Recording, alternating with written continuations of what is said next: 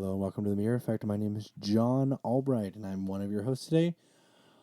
On today's episode, we have a very nice woman named Amber Blank on the show, and she talks about her long and very difficult journey she went through.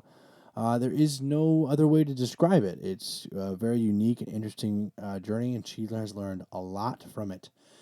So we appreciate her being on and sharing a little bit about and being very vulnerable with her story. With that being said, let's jump right in.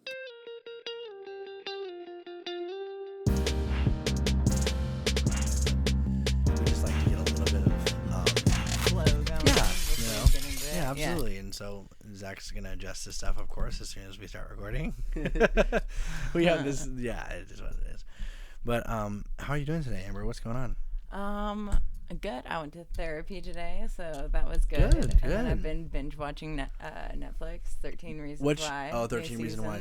What are your thoughts on that? Because it's controversial, isn't it? It is controversial. Well, the first season, I used to just get really drunk and then cry and watch all the really triggering scenes over and over again. Yeah. So I was talking to my therapist. Now you're in a different place than that. So yeah, I was talking to my therapist about it, and I was like, that probably wasn't healthy. But I don't know how I felt about that. Yeah. But then this season, I mean, at least it starts like a conversation. Because about like mental health and all those topics. My boyfriend was like, "This show is stupid," because like there's no way that like all these topics are happening at once. And I was like, I don't know, because they kind of are. Yeah, I've never seen the show, but I mean, I've heard like the controversy is like kind of glorifying suicide, and the themes are not something that, because a lot of kids, watch Netflix religiously, and when something kind of blows up like that did, and other shows like Stranger Things, when it just blows up, a lot of people just want to see it, and so there was like this controversy over whether we should be watching it or not. I've never seen the first season or anything like that. Yeah. Weirdly, one of my brothers, who is not into like TV or anything or media at all, he like watched it and he got hooked in. He was like texting me all of us all the time, like watching this, and I guess there's like some overlaying theme of like there's tapes or whatever, and so it's like I'm on tape 5. Yeah, tape 3, side B, and I'm like, what the heck? But I love it so much. Well, welcome to the Mirror Effect. My name is John, and I'm here with my co-host Zachy Boy. Want to say hi, Zach? Hello, everybody. That's the most you talked on all of the podcasts. I'm just kidding. No, we'll get my final question. Yeah. It's the final question with Zach. Well, we're here with Amber Blank today. Amber, welcome. Hello. We're so happy that you're here. And how are you feeling about being on the podcast today? Is this your first podcast? This is my first ever podcast. Are you nervous? Or what were your thoughts kind of leading up to this moment? I don't know. The only podcast I've listened to is Comedy Bang Bang. So I think this will be a little different. Yeah. I think there will be some laughs, I hope, but maybe not as many. Yeah. And you were saying when we had breakfast yesterday, I think, was it yesterday? Wow. Oh my gosh. Time flies. I don't know. I think it was yesterday. Yeah. It was. And you were saying that you kind of, when you're telling your story is heavy. Yeah. Yes or no? Yeah, I mean, yeah. Well, let me attest from my side. I from somebody who like hasn't been through a lot, it's kind of an intense story. But you use kind of humor to kind of soften the blow, and you say that you're worried that some people are that off-puts people when you use humor tied into your story. Yeah. People are like, maybe you shouldn't joke about it. And I'm like, well, it's my story, so I'm gonna joke about whatever I want. Don't come for me. Yeah. No, I love that. So I don't know where you want to start. I think you should start. We talked about this too. Just start at the beginning. Does that make sense? And then kind of tell your story, because like I said, I think it's super great. I don't even know how to lead into something like this, so I'm just really excited for you to tell it. Yeah, well, I guess I'll introduce myself as my name is Amber, and I am diagnosed with Bipolar One, PTSD. I am an alcoholic and a drug addict, coming up on 1 year of sobriety next month, and I am recovering from bulimia and self-harm. Wow. So that's it in a nutshell. That's all. That's a lot. I know, you told me that yesterday, and I was like, wow. It's a lot to take in for somebody who's, like I said, I'm coming from a background where like I guess my uncle was an alcoholic, but not much of any of that. So that's why I was so intrigued by your story, and I think a lot of people will be. So you said it started at 6 years old. Is that correct? 6 years old. What's interesting with bipolar disorder is it sets in at different ages for everybody. So for some people, it really kicks in their 20s. For me, it set in when I was 6 years old. That's when I first started experiencing depression. So what that looked like for me is I really felt lost in my own head. I felt numbness. I had difficulty experiencing empathy. I had a lot of anxiety, which really felt like it felt like static.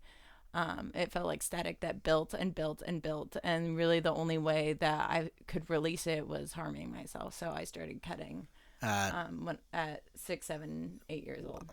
Okay, and that started happening, and then you mentioned yesterday, and I want you to tell everyone on the podcast about, you were going to church at this time because your family is very religious, and your experience with God and how that kind of weighed in with the depression you were dealing with. Mm-hmm. And so I believed that, when I died, I was going to heaven, and I was going to, my soul and my mind was going to exist forever in eternity with Jesus, for forever. And that concept of eternity and existing in my own mind scared the hell out of me. I couldn't deal with that concept because I didn't want to exist in myself. I didn't want to exist with the feelings that I was experiencing.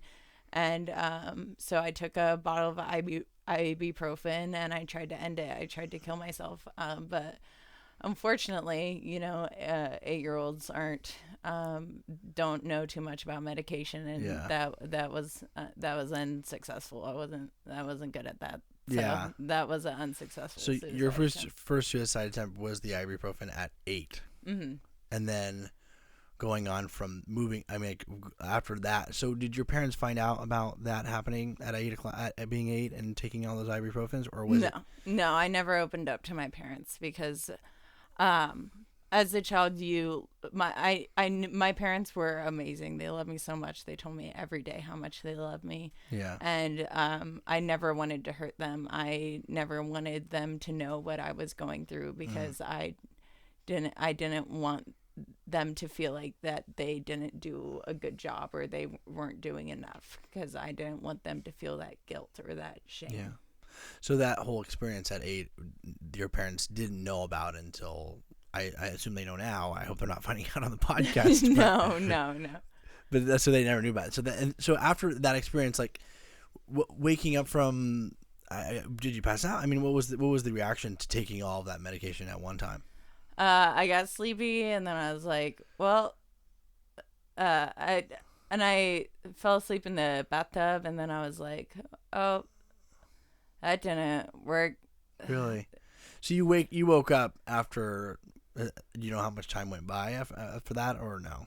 I have no idea. I think like the amount of time it takes to take a bath. And now with the interesting concept that I was telling you, we talked about the other day about, I was wondering, how do you know you were bipolar? How do you know you were depressed at 6? Because I don't remember anything from being 6, And I was saying that the fact that you remember feeling that way tells me that you were actually going through that, that to me would tell me, yes, you were having those mental kind of experiences when you were 6, because you actually remember that, you remember those feelings very vividly, correct? Mm-hmm. And in hindsight, there's so many signs, but at the time, it was impossible to recognize. Yeah. There were other signs, like I was obsessed with the Holocaust. Interesting. Because you fixate, and now like my psychologist is able to explain these things to me. You fixate on dark topics to try to explain to yourself what you're feeling. So for me, I fixated on the Holocaust. I read everything I could. I was just obsessed with that topic. Interesting. As all, Yeah, and anybody that would have been in charge of you would have been like, it's just a kid that's interested about this stuff. Yeah. And even a bipolar symptom is eating a lot of carbs, eating a lot of white. Interesting. Like white bread, Yeah. pasta, like that sort of thing. Which, I was just a picky eater. Yeah. So at the time, there's no way for my parents to know. It's hard to tell. I mean, even if something like that happened to a child now in this day and age, it would still be kind of hard because you're that's just how, it's almost like you're described like a child, like kids just go through that stuff, Right. But in your case, it was definitely something that you were going through with this bipolar. Was that specific bipolar? You were bipolar? Is that what that was, or just depression? That was developing bipolar disorder. Okay. And I say just depression. I realized it sounded really cold. I didn't mean just depression. No. But there are a lot of topics that we're going to talk about today that I don't mean to downplay or anything. I'm just trying to clarify. But that's kind of my job, I guess. But so then coming out of that, what was the next thing going on? So I found a whole new world opened up to me in 8th grade when I was at a friend's house, and I didn't have a lot of friends. I got picked on a lot. I never really fit in, and then I was at a friend's house in 8th grade, and they asked me, they were like, "So, Amber, do you drink alcohol?" And I was like, I had never had alcohol in my life, and so I was like, yeah, of course. I drink alcohol all the time. Lit. And they were like, okay, go get yourself a drink. So I strut on into the kitchen and see a bottle of Malibu, and that was warm and just room temperature, and get a pint glass and just pour myself a pint glass, no ice, of just room temperature Malibu. And I've never had Malibu. I can't wait till the end to add something, but that's disgusting. Oh, I know. Really I know. Jump in any time, disgusting. Boy. I know. I've never had Malibu, so I don't know what it tastes like. It's It's like coconut rum, right? Yeah, coconut rum and warm. Oh gosh. So just any alcohol warm is kind of gross for me. I've only had a little bit, really. I'm an alcoholic, so any alcohol at all is delicious to me. That was your first experience with alcohol, then. So just a pint-sized glass of Malibu. With no mixture or anything, and I just took a sip, and it was like coming home. Just the camaraderie of it, just the warmth in my gut coming down my throat. Just it was exactly what I had been looking for. It gave me confidence. It gave me strength, and it gave me it was everything. And I was like, this is it for me. I have found it.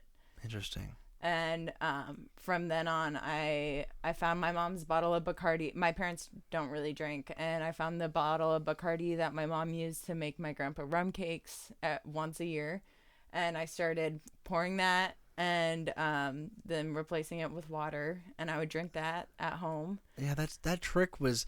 I've heard that trick, and I've never even heard. I never even think about that's so smart. If you're trying to hide that you're drinking alcohol, replacing it with water because it mixes and it doesn't. You can't even tell. That's apparently a trick I never knew. I also have never. I didn't drink until I was 21, but. So that was interesting to hear, but that's an actual thing. That's a strategy that people use. Which thank you. I guess thank you. Yeah. So that was your first experience with alcohol, and then you kind of clicked for you. Oh, it definitely clicked. And then I started smoking weed, and the interesting thing with weed is the psychoactive element of weed makes me psychotic because I'm bipolar 1, so I just get weird with weed. I experience a little bit of psychosis. Okay. So explain what psychosis is for somebody who wouldn't know, because I don't know. Psychosis is imagine kind of like a schizophrenic homeless person. The way so they're imagining behaving. Things that aren't there or things like that. Yeah, seeing things that aren't there, hearing voices. One psychotic break I had, I thought that vampires and shapeshifters were having a battle uprising, and I ran out into the street to stop cars, and send them back. And then I was trying to climb out the windows of my friend's apartment, and I was talking to the cat. And wow, you know, you were talking to the cat because you assumed the cat was a shapeshifter. Is that correct? no, Or you just were just talking to the cat? I think I thought the cat knew what to do. Oh, really? Yeah. So that gives you a little bit of context of what a psychotic break is. It's just like total delusion. Well, that's a psychotic break. Psychosis is just like a little dapple. Oh, it's just it's like a watered down version of a psychotic break, correct?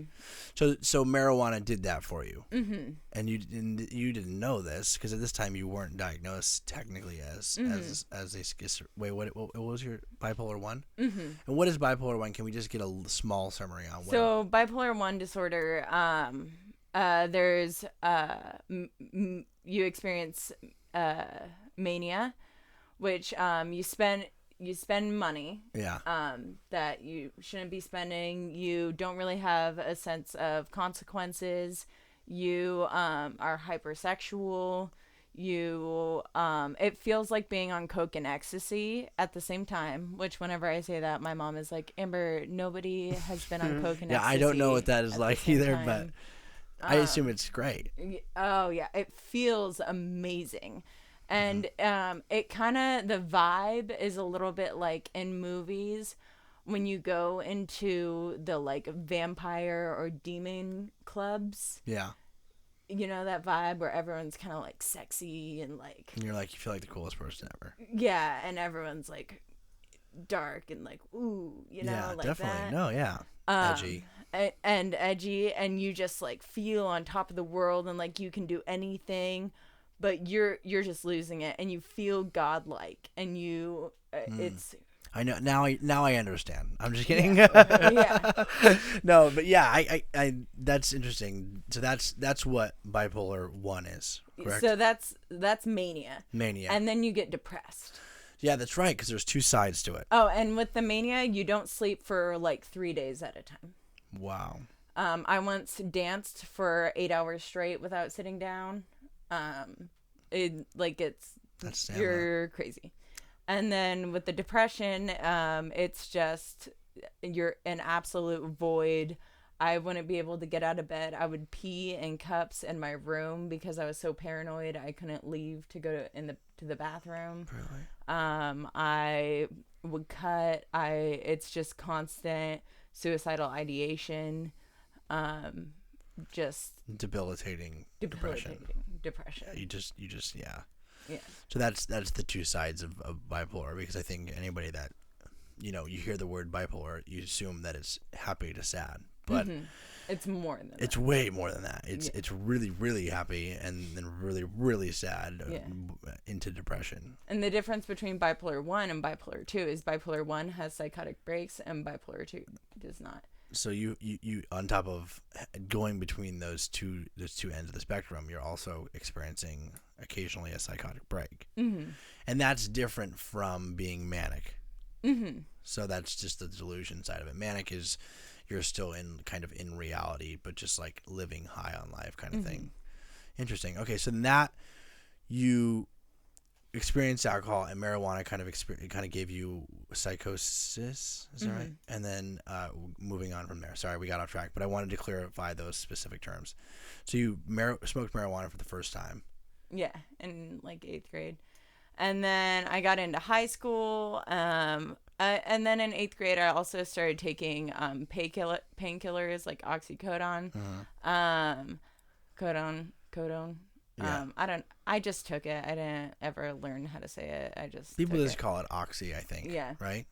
No, because there's Oxycontin. There's Oh, okay. So you started taking oxycodone. Said that wrong. Sorry. Yeah, there's a lot of different oxys. And then so then I got into high school, and then so I was taking painkillers, and then I started drinking to black out. I was a blackout drunk from the beginning, and do I need to explain blackout drinking? I think that's general terms, but yeah, basically you can explain blackout drunk. Yeah, sure. So blackout drinking, you essentially you're at the party, you take a drink, and then suddenly you wake up the next morning.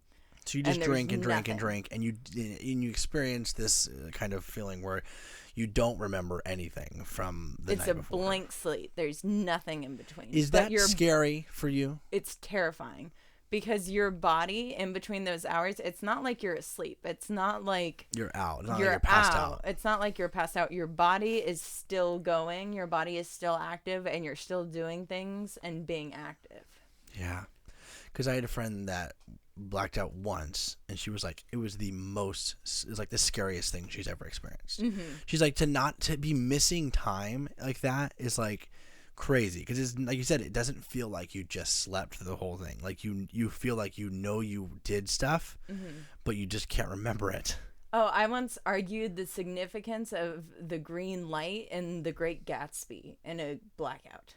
Nice. So it's not like, yeah, you're not just asleep on the floor. Yeah, you're doing stuff. So you started blackout drinking, as you say, which is it sounds like a term, but yeah. And you started doing that, and what kind of ran into you were doing that in high school, correct? And doing ecstasy, Molly, what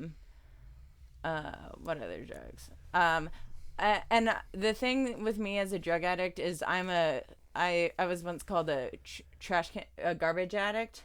Okay. So kind of like how raccoons go through the garbage and eat whatever they can. Yeah. That's how I am with drugs. I was once outside of a art show, and a guy came up to me and said, "Would you like some drugs?" And I said, "Yes." And he said, $20. And I said, "Okay." And then he just handed me something, and I took it. So, wow. Like, I'll just do anything. And it turned out to be a Xanax, which I had already had 2 bottles of champagne. So that didn't go over well. Oh, it didn't? No. Oh my gosh. So many drugs. Like I've heard of drugs like this. I've just never seen them. Like you're talking to me who like, I saw marijuana for the first time last year because we went on a double date, and my best friend's girlfriend was like total pothead. She was rolling blunts in the car, and I was like, this is great. This is before weed was legal too. And I was like, I'm not here. And then I remember we went on a freeway. We were just driving on the freeway to go pick up my date, which turned out to be crazy as well. And she was smoking, and I was thinking, okay, we're getting on the freeway. So she had the window down, and I was like, we're going to get on the freeway. So naturally, she's going to put it out, right? But no. We rolled the windows up, and she started smoking it. And I'm like, I'm going to get high from being in this car. You were afraid of her hotboxing? Yeah, a little bit. And so then I rolled down the window like this much. And if you can't see this if you're listening, but like an inch. I rolled it down like an inch, and I was literally like pressed against the window, breathing out of the inch of glass, the inch of the window, because I was so worried about it. But yeah, that's my experiences. So Molly and ecstasy are, I guess, what do they come in the form of a pill? Pill or a powder. Okay. And so you were doing all of those, or whatever was available at that time. Okay. And then kind of getting into, this was all in high school. And different painkillers. Yeah. And I would buy or sell. Interesting. So when you were selling, was it like a source of revenue for you, or were you just selling it for what you bought it for? I was selling because I kind of got a high from it, and I wanted to get a reputation. I was also stealing money from my parents. They had a safe, so I used that money to buy drugs. Wow. Sorry, Mom and Dad. Sorry, Mom and Dad, if you're listening to this and you're hearing this for the first time, I apologize. But also, this is in the frame of high school. So how old were you at this time? Like 16. Okay, and then so you're into drugs, you're drinking a lot, and then kind of progression. What happens next? So around that time, a pattern of behavior started where I was blackout drinking, and I started to see where men started taking advantage of me while I was blackout drinking, and I started thinking, this is my fault. This is my fault. And that thinking started staying with me, and that stayed with me for a long time. Yeah, the mentality of that planted a seed that kind of grew into a bigger story later on. Then senior year of high school. And before that, I also started an eating disorder. I forgot about that. So what in where does that fit? Like what grade / do you remember what specific time? Probably around junior year, my eating disorder started. And that stemmed from my family, my mom was pretty worried about her weight and my weight growing up, and so I saw that as I kind of latched onto that, and I was like, oh, an opportunity to be self-destructive. Yeah. And I was like, I love the way you say that, because that's not what you were thinking at the time. You were just thinking, like, what was the mentality of going into this, and like, how did that start? You know what I'm saying? Was it did somebody say like, oh, you're kind of fat? Or did you not have that experience at all? Well, my mom was worried about her weight, and I asked her, I was like, do I need to be worried about my weight? And she's like, it's good to be healthy. And I took that as, yes, I need to be thinner. So I started counting my calories in high school or in middle school. And, as I got older, guys always made fun of me for not, I was never thin. I was never, skinny. So, guys are like, well, you lose your virginity to a hamburger, stuff like that. Oh, wow. Classy stuff. Classy stuff. Gosh, that is terrible. So, hence an eating disorder. So I became bulimic, and that is just a horrible, horrible disease. But it's an addiction. Yeah. As well. So counting your calories in junior high, was there a limit at that point that you were giving yourself in junior high? Yeah, I always ate less calories than I consumed. Really? Mm-hmm. Wow. That's interesting. Mm-hmm. So that was the equation. That was like the equation for you, because I assumed that maybe there was going to be like a line, like you would just like at 800 calories or whatever. Yeah, I can only eat this many calories a day, but you were only allowing yourself to eat as many calories as you had consumed. Mm-hmm. And then I got to a point where I just started throwing up once I hit my limit of calories. And what was? And I'm going to ask you a deep question, and you can answer this or not. You're totally fine. Do you remember the first time you made yourself throw up? And like, was that a traumatic experience for you, or were you just like, this is what I have to do? I was like, I'm going to be anorexic. And I made that choice. Really? And then I liked eating too much. Wow. So I couldn't. So you like made that choice. Mm-hmm. We went through that process of I'm just going to be anorexic. Mm-hmm. Wow, that's intense. And so this was around junior year for you. Mm-hmm. Then you graduate high school. Yeah, I got into a relationship my senior year of high school that was very unhealthy. It was abusive. Mm-hmm. He would have me have sex with him in front of his friends. Things like that. Yeah. Fun stuff. And how can I ask how that started? Did it start slow, or was it just like you met the wrong guy and he just knew that you weren't gonna say no? Or it was a pack mentality of friends, and I was so looking to be loved that I didn't have any boundaries, and I was willing to do anything to be loved and get that acceptance. So they talked me into doing things that I wasn't comfortable with, and I just said yes to anything. Wow. That's intense. And it took me a long time to be willing to say that, that was abuse, because I blamed myself for that. And so then when did you, how did you get out of that? Like you were in it, and were there moments of realization where you were like, this isn't right? Oh no, I was like, I'm in love with you, and they were like, you're disgusting. And them as a friend group, and the guy were like, we don't like you. And really? Yeah. And I was like, but I love you guys. Oh really? I love you. And then that's how it ended. They left you. Yeah, and I felt very abandoned. Whoa, that's crazy. Yeah. So all this happened, and then they even left you. So you never even had this moment of, like, I'm done. I want out of this. Mm-hmm. You just were. They left you, so you were just like, and then having that sense of abandonment too. On top of that, that was in senior year. Mm-hmm. And senior year, I was put into therapy for my eating disorder, And then I was going to go to, once I graduated high school, I was going to go to Central America for a year. And I went to go see a psychiatrist for 30 minutes and perfectly described bipolar disorder. I was like, I'm going up, I'm going down. This is what I'm experiencing. And they were like, sounds like classic depression. Here's some Prozac. Really? Uh-huh.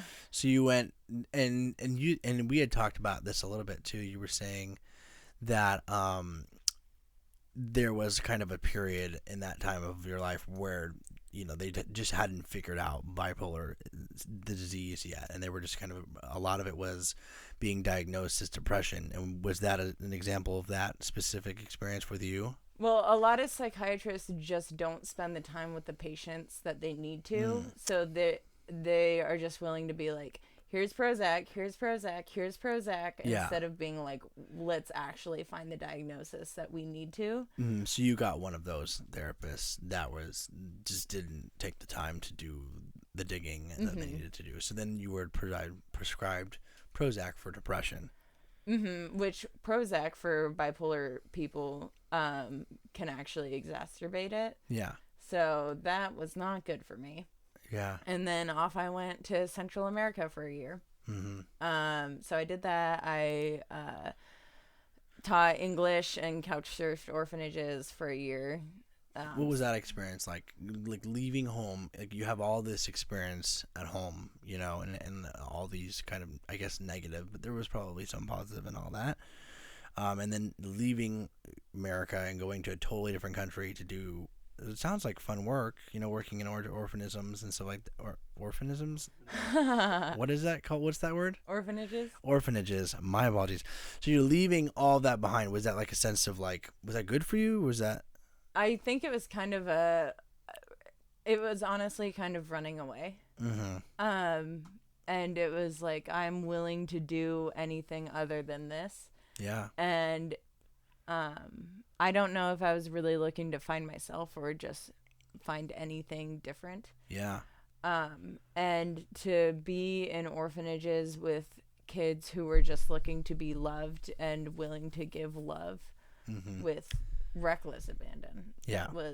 It's kind of maybe a little bit healing. What you needed. Yeah, it was like a healing process. So that's good. That was a good experience. It was also horribly traumatizing to work with kids who were really who had been through horrific trauma, because I didn't go with a program or anything. I just went on my own. You just went.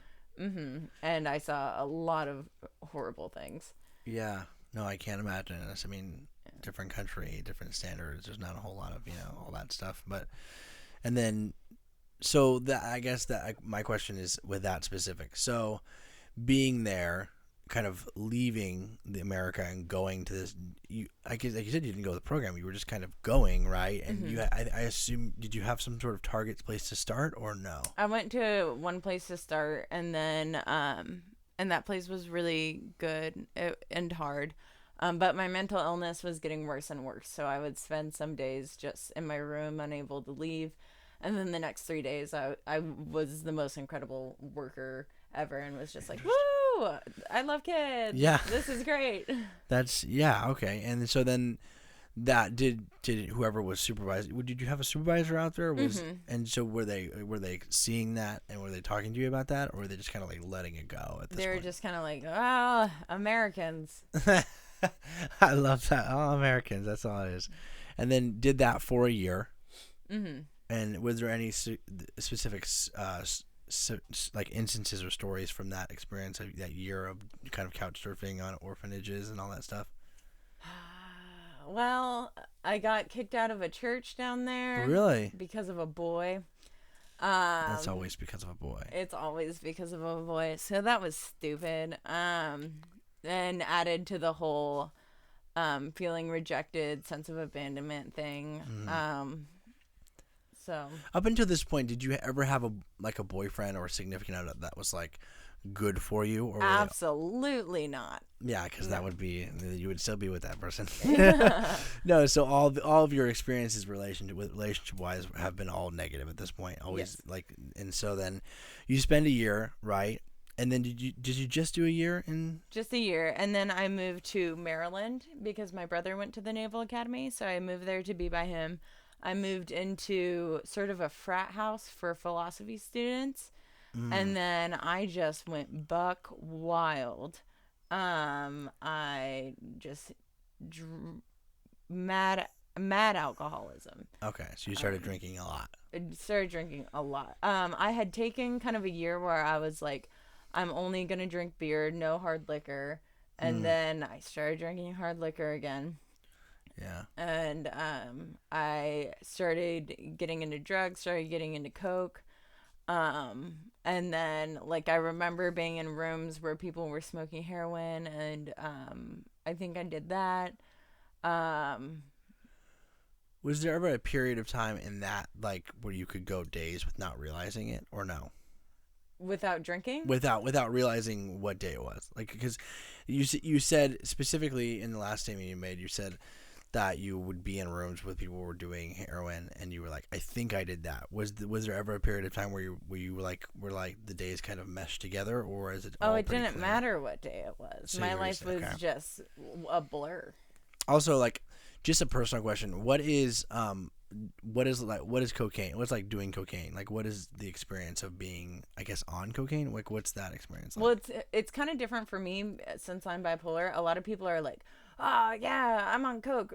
I'm freaking out. Yeah, okay. I'm hitting things in the studio. It's okay. Because I'm pretending I'm on coke and being someone who can't handle Absolutely. it. The beautiful illustration. For me, I kind of am more... Well, I'm always drunk when I'm on it because I'm an alcoholic. And I'm more... You do, like, stupid stuff with your face because you're like... well, again, I'm on a podcast, so I can't show you the stupid stuff you do with your face.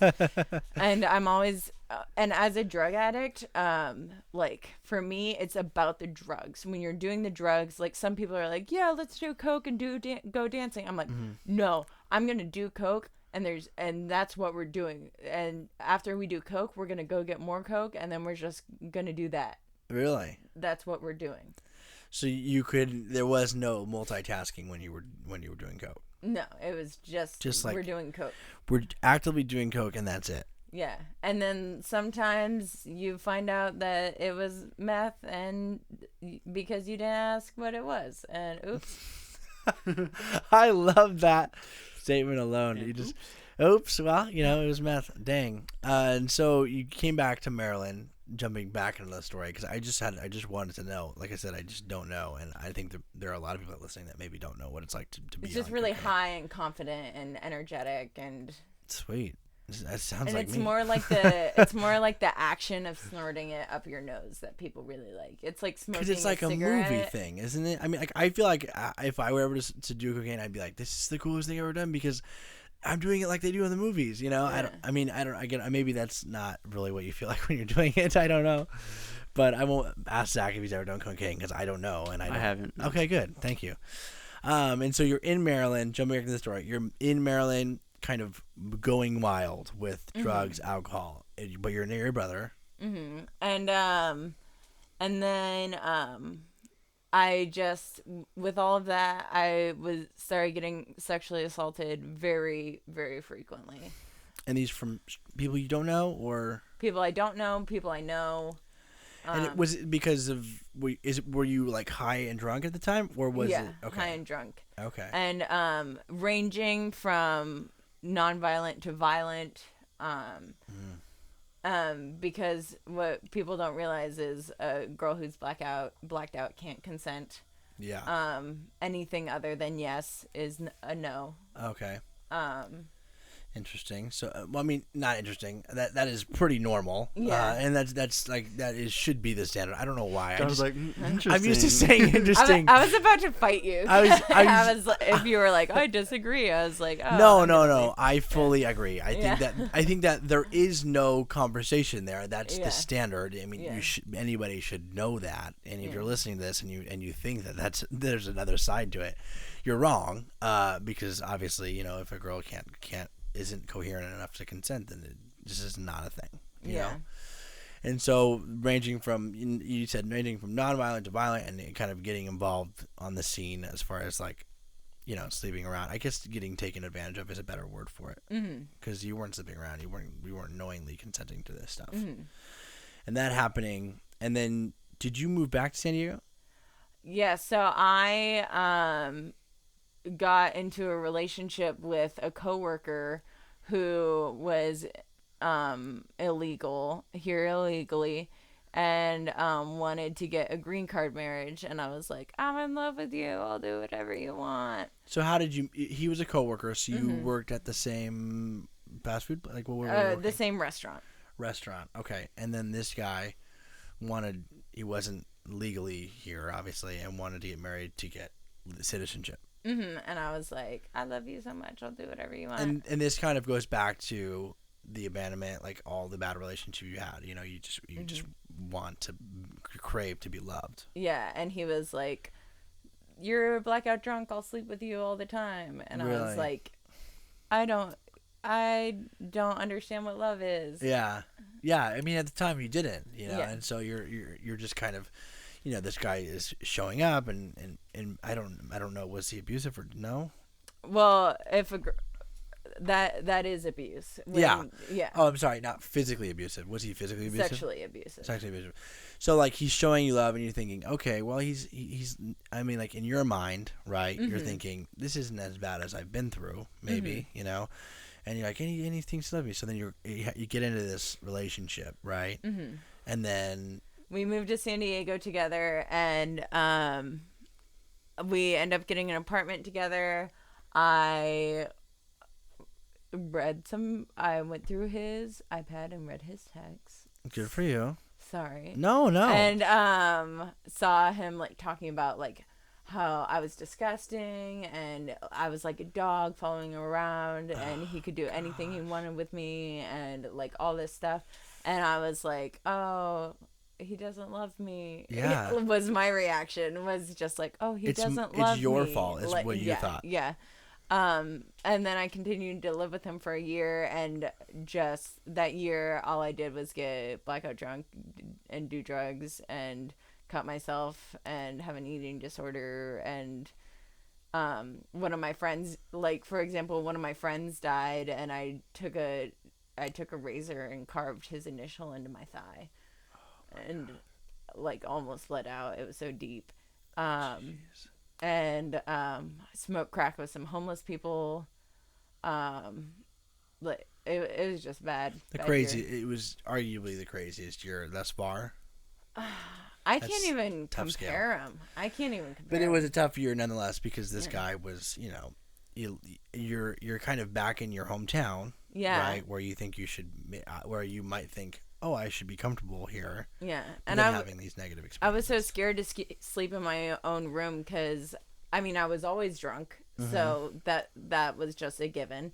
But he would come into my room when I was sleeping, when I was passed out drunk, and sleep with me. And so I was afraid to sleep in my own room, so I would have one of my friends come sleep in. I would always have one of my friends sleep over. I had a bed in my room. So you had this experience and kind of realized, like I don't like this, and then that was at the start of you trying to end this relationship, of having your friends kind of stay with you so you can kind of get a little bit of actual rest, right? Mm-hmm. So I did get so drunk I peed on him one time. So there's a little justice he there. He probably deserved that. Yeah. No, he definitely did. Mm-hmm. So I eventually moved out of that apartment, and so that was good. And I moved into a new house with these guys who were just amazing and loved me, and just amazing, incredible friends. And I realized like I couldn't keep acting out the way I was, because they couldn't keep coming to pick me up on the sidewalks at 4 a.m. You mentioned yesterday that there were some instances where, they were worried as to where you were, and they used the app Find My Friends to find you. Yeah. That's pretty good friendship. Yeah, there are some good guys. Yeah. No, I hope so. I mean, come on. So that and living in that house was maybe the start of your pivotal moment. It was. It was. I was like, all right, I've got to get it together. So I went and I saw a psychiatrist, and she diagnosed me with bipolar disorder, and she put me on some medications, and I had my first day where I didn't have suicidal ideations, and I was like, this is it. I'm cured. This is the rest of my life. This is I've reached my potential. I'm so happy. Like, yeah, this is it. You had solved kind of one piece of everything you were dealing with. I thought I had solved all of it. Yeah, but that gave you a lot of relief. You thought, this is it. Yeah, I had this moment where my friend was laughing, and like the sun was coming through the trees, and I just started sobbing because I had never experienced a beautiful moment like that without it being tinted by suicidal ideation. And I was like, I've peaked, like, and I can't believe I get to live the rest of my life like this. Like, yeah, this is so beautiful. Mm-hmm. And I was like, all right, I'm cured. That's it. End of the story. Go home. That's it. Thank you for having me. Thank you for listening to the podcast. Yeah, no, I'm just kidding. That's it. I'm cured. So then I was like, all right, I'm gonna be the best bipolar person in the world. Yeah. I'm gonna learn everything about bipolar disorder. So I started going to like bipolar support meetings and like reading about it a bunch. And I was like, all right, now I know everything, and I'm taking my meds. Sure, I'm like abusing my medication and drinking on it. Yeah, but it's fine. But it's fine. I'm doing great. I'm doing awesome. We're also joking if you can feel that through the microphone, I guess. I just want to be sure that you're like, wow, they're really joking about it. But heavy sarcasm. Yeah, heavy sarcasm going on here. So then I posted a blog post about the time I had smoked crack with homeless people. Which is a great story. It sounds pretty epic. Yeah.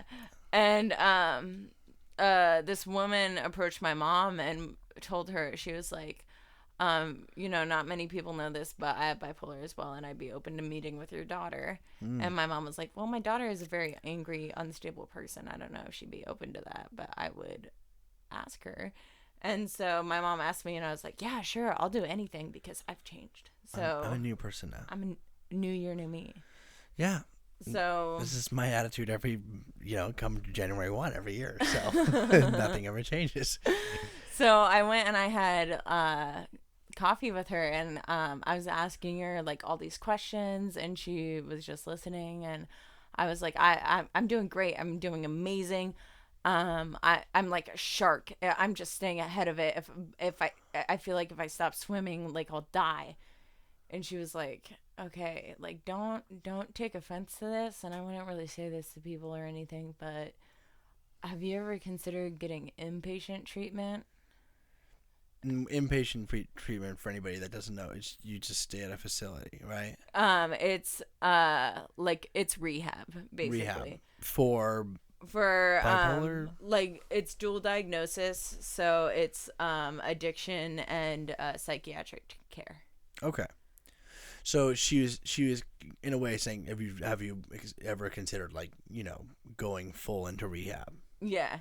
And I was like, I don't need that. Yeah, there's no way. There's no way. And then 3 days later, I started experiencing psychosis, like full time. I would be driving and I couldn't understand the road signs. I didn't know what I was doing. I started making lists of what was real or not. I'd be like crying under the table in the living room. I couldn't leave the house. So I was on the phone with rehabs trying to get in. And they were like, well, if you're not going to kill yourself right now, then we're not going to take you. That's sad that that's the standard, But I guess, if it's overcrowded, I suppose, severity. But so that's what they were telling you, is if you're not actively trying to kill yourself at this moment, they can't take you. Yeah. So eventually I got on the phone with this one in Arizona.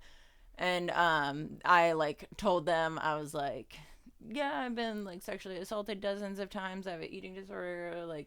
I like blah blah blah blah, and I was like very like blah, blah, blah, blah, just talking to him, and he was like, oh. Yeah, we'll pick you up. Yeah. I was like, yeah, and then I did, yeah. Oh, a bunch of stuff I haven't even told you is like popping in my head that. It's okay, we got time. Let's do it.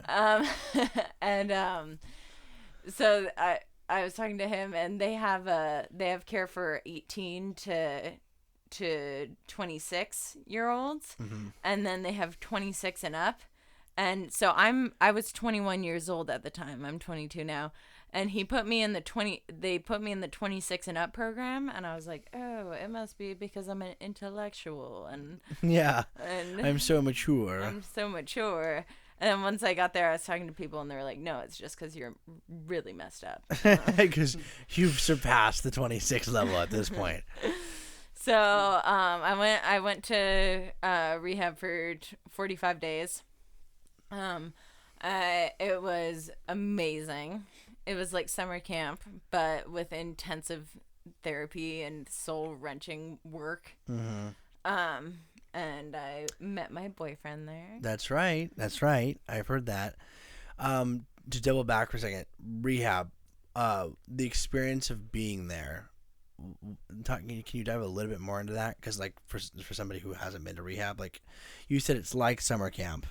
But is it just a lot of sessions, or is it like one-on-one sessions, group sessions? What's the kind of the vibe of a daily, like a day in rehab? So we would take classes on like addiction, on how your brain works, how your body works, how on like trauma, on like on mental illness, on like we would just get educated. It was like going to college for all of our issues. And then we would do like yoga or acupuncture or something like that. We would have pool time. We would do we would have an AA or an NA meeting. We would do what else would we do? We would smoke so many cigarettes. That's because they in the rehab facility didn't have any problem with smoking cigarettes. No, cigarettes were fine. We don't have a lot left to us, so. That's true, I suppose. Yeah. Okay, and then so you got out of rehab 45 days. Coming out of that, what was the experience like coming back into the real world? The real world, yeah. It was a little hard because for 45 days you're surrounded by people who get it. Like with PTSD, every time you hear a loud noise, like a clap, you jump.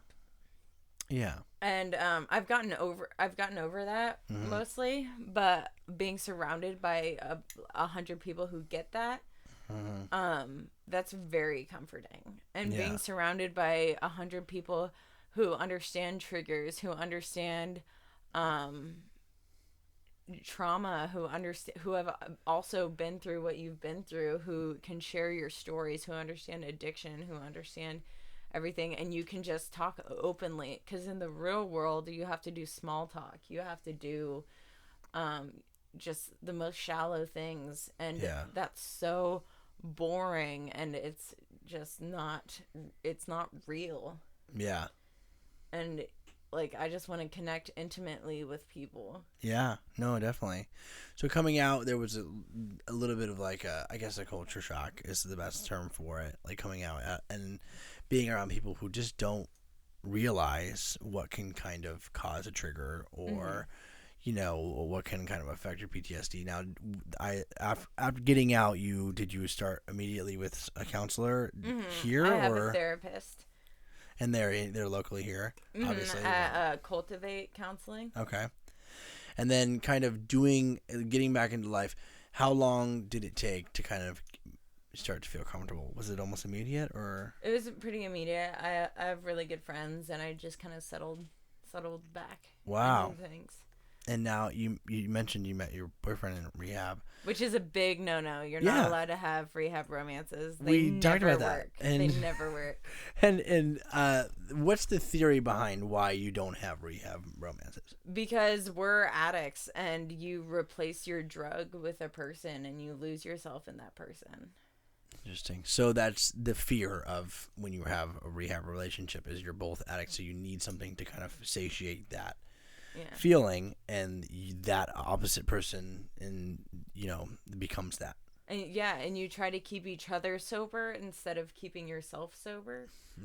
Also, so my boyfriend and I worked really hard on working our own programs and keeping that separated. Yeah. But you said it's actually, you told me yesterday, it's actually been really well for you guys. Yeah. Because you kind of are creating this environment where you both can thrive. Yeah. Because is that a fear when you get out rehab? Is it a fear that you get in a relationship with somebody who doesn't have, who isn't an alcoholic, who isn't a drug addict, who like maybe somebody, it's pretty normal to have alcohol in a normal house, Mm-hmm. And so is that a fear of? Is that something they talk about in rehab as far as like when you get out having to deal with like maybe possibly moving in with somebody who has alcohol? Yeah, we have alcohol in our house because one of our roommates drinks. Mm-hmm. And like I go to bars, kind of a lot. Oh really? Oh yeah. Yeah.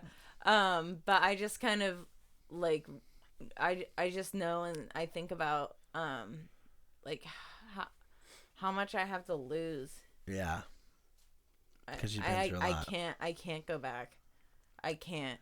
So that's your motivation is all of these experiences have come to this point. You just don't want to go back, for sure. I don't want to go back because before I had no future. There was only the void, and it was eating me alive. And and in addiction, like it's so small, and all you can see is just the now, just trying to escape what's happening in the present, and it's so constricting. And now it's so free, and there's so much potential, and there's so much hope, and there's so much freedom, and I can't lose that.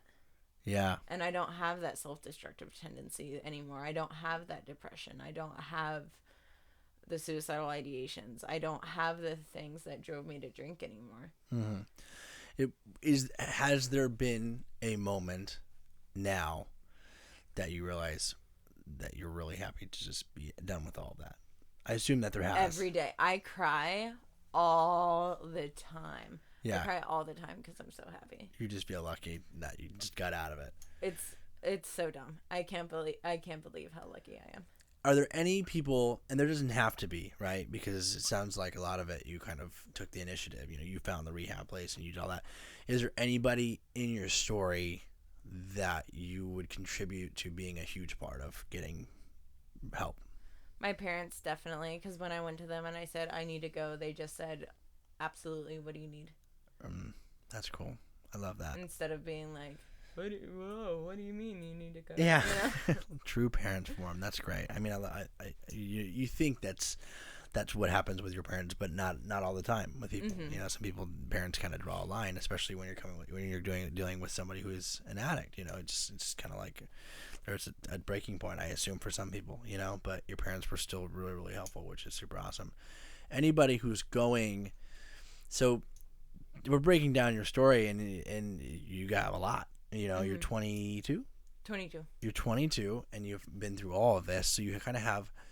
Normally, the question we ask towards the end of this podcast is, whatever it's aimed towards, we kind of ask, like, what advice would you give to that somebody who's going through that? Now, you've kind of been through a lot, right? Mm-hmm. So I'm going to break into 4 questions, Mm-hmm. into the 4 sections that you've dealt with, and so we'll start with somebody who is dealing with PTSD, because that's a pretty common thing. Mm-hmm. If there's anybody that's listening to our podcast, perhaps besides my parents and Zach's parents, that listen to our podcast that is dealing with PTSD, is there anything that you can provide or help them with, like a piece of advice that maybe you wish you would have heard while going through the recovery process of this?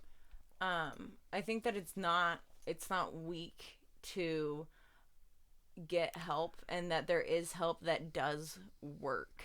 I think that the therapy and the medication does work. There is medication for nightmares that's very, very helpful. There's EMDR is incredibly helpful. It works miracles. So what does EMDR help with? It's based on eye movement that happens in your REM sleep, and you hold buzzers in your hands, and it works for working through traumatic memories or events. Okay. And it has absolutely changed my life. I attribute most of my PTSD being worked through to EMDR. All right, EMDR, and so that, and you're saying for PTSD, don't be afraid to just kind of reach out and get help, because that's because therapy and medication has really kind of helped you through that specific kind of piece in your puzzle as far as that. Yeah. Anybody who is recovering, and I think there's probably a lot of people that are recovering from, being a drug addict or being an alcoholic. What's something that you can kind of give to those people? I think if you've got to get to a place where you're not just chasing to feel something different, to feel another high, or to feel something outside of yourself. You need to get to a place where you're willing to put down any of your plans or any of your desires and put yourself into someone else's hands who you trust to get you better and to get you the help that you need, because everything you've tried hasn't worked out so far. And you just need to have a little humility and realize that you can get better, and the shame and the guilt that you're feeling, it's not going to be forever, and you can get through this, and you will. And then somebody who's dealing with bipolar type 1. Yep. Yeah, or any kind. Any kind. Yeah. Any kind. What's the consensus that you kind of experienced with that? I know it's so confusing and it's so hard and to find the right psychiatrist and the right therapist, but the right therapist and the right psychiatrist, just keep trying. They are out there, and you can manage it, and just stay on your medication. Keep trying, keep working, and you'll get to a place where it feels good and it feels right, and it's not and it doesn't feel flat, because feeling good isn't boring. Feeling normal isn't boring, and you can get to that place. Yeah. And then the last subject that I think is very, very common, especially with younger girls, right? Eating disorder, kind of experiencing that eating disorder. Is there any advice you can give to somebody who is maybe going through that, or is kind of maybe doesn't realize that they have an eating disorder? When you eat, when you're eating, don't be afraid to eat anything, because the shame around food, like that bag of chips, eat a couple of the chips. You don't have to eat all of them, but eat a couple of them. Like, don't put any shame around food. Like, eat when you're hungry. Stop eating when you're not hungry anymore. Pay attention to what your body craves, and just try to get attuned with your body. Like, yoga really helps. Like, just pay attention to what you're feeling, and just notice the beautiful things about yourself, because like you are beautiful, and just find that. You're quite inspiring, Amber Blank. Thank you. Your story is amazing, and I think your advice is even more amazing, if that can even top your story. Zach, do you have any buzzer beaters? I assume you do. You always have a few. Yeah, I have so you started speaking to like a psychiatrist or a therapist when you were a little older. Usually when people are a little younger, they kind of, and someone like recommends they see somebody, they're usually like you were to a lot of things when you're younger. You're like, nah, I don't need that kind of thing. So what would you recommend saying to someone who's younger, who thinks that they don't need Thinks they're because invincible. From stories I've heard it like really helps people a lot. And so how would you recommend it to somebody who thinks they don't need it, kind of thing? Does that make sense? I think it's hard to get to a place where you're like, I'm willing to share with someone who's not someone that I trust, you know, and why would I be willing to talk to a stranger? But I think like once you get started, it's a little better, and it is hard to find the right therapist because some therapists are bad therapists. Like I didn't have a very good one when I was in high school. But like I can, like, is it okay if I like recommend a good? Yeah, sure. Yeah, definitely, absolutely. Like, we would definitely want that. Cultivate Counseling is really amazing, and just like why not try? Because if what you're feeling sucks, what you're feeling is so, am I allowed to swear? Sure. Okay. What you're feeling is so shitty. Why not get out of it? Why not just try something different and talk to someone and just escape it, you know? Yeah. I feel like a lot of people do tend to start seeing someone when it's like really late, when they could have really helped themselves by that feeling of earlier. Invincibility, right? When you're young, we all have these feelings of like, you know, like nothing, it's fine. You know, like I'm great, like I can get through it. Almost like when you were saying you kind of had tackled, what was it? You had tackled I think the bipolar side, or you had gotten meds for that, and you were like, I'm totally fine, like I'm great, you know. And there was so much more, and had you been seeing a professional, had you had that help at that point, you know, and then you had to kind of go back and fix all that.